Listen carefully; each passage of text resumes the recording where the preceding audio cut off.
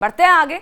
आपको बता दें कि सुप्रीम कोर्ट में नीट यूजी परीक्षा को लेकर सुनवाई के बाद कोर्ट ने एनटीए को आदेश देते हुए कहा कि छात्रों के मार्क्स वेबसाइट पर अपलोड किए जाएं, लेकिन यह ध्यान रखा जाए कि किसी भी छात्र की पहचान सामने ना आए।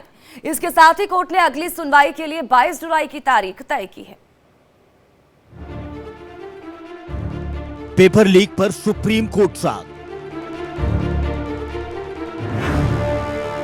नीट पर सुप्रीम कोर्ट का धमाकेदार फैसला। एनटीए को दिया ऑर्डर। नंबर बताओ एनटीए।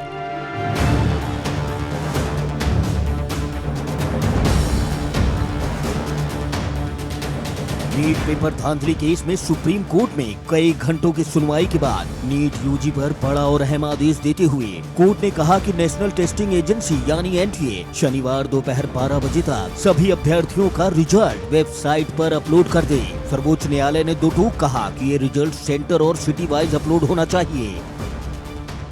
याचिकाकर्ताओं के वकील और एनटीए ने अपनी अपनी दलील कोर्ट में रखी। बार बार दोबारा परीक्षा कराए जाने की मांग पर सुप्रीम कोर्ट ने सख्त रुख अपनाते हुए कहा कि जब तक ये साबित नहीं हो जाता कि नीट परीक्षा में छात्रों के भविष्य से खिलवाड़ हुआ है, तब तक दोबारा परीक्षा नहीं हो सकती। सुप्रीम कोर्ट ने एनटीए से कई कड़े सवाल भी पूछे।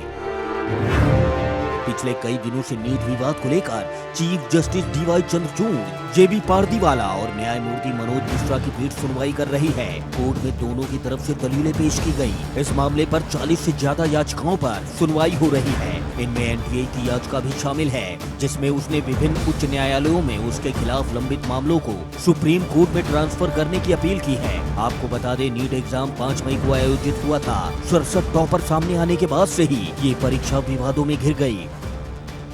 कुछ याचिकाकर्ताओं की मांग है कि नीट परीक्षा को रद्द कर दिया जाए और इसको नए सिरे से आयोजित किया जाए। साथ ही परीक्षा में अनियमितताओं की जांच की जाए। नीट परीक्षा दोबारा आयोजित होगी या नहीं, ये फैसला सुप्रीम कोर्ट को करना है। आपको बता दें कि नीट पेपर मामले में सीबीआई ने 2 गिरफ्तारियां भी की हैं। सीबीआई ने रांची के रिम्स मेडिकल कॉलेज की सेकेंड ईयर की छात्रा सुरभि कुमारी को गिरफ्तार किया है। इसके साथ ही हजारीबाग से सुरेंद्र नाम के शख्स को गिरफ्तार किया गया है।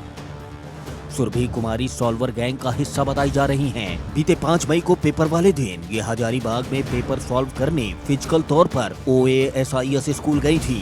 इसके अलावा सुरेंद्र ने हाल में गिरफ्तार हुए पंकज के पेपर चुराने में मदद की थी। सुरेंद्र को 18 जुलाई को हजारीबाग से गिरफ्तार किया गया और 4 दिन की कस्टडी में लेकर पूछताछ की गई। फिलहाल मामले की जाँच सीबीआई के हाथ में है। हर दिन नए नए खुलासे हो रहे हैं।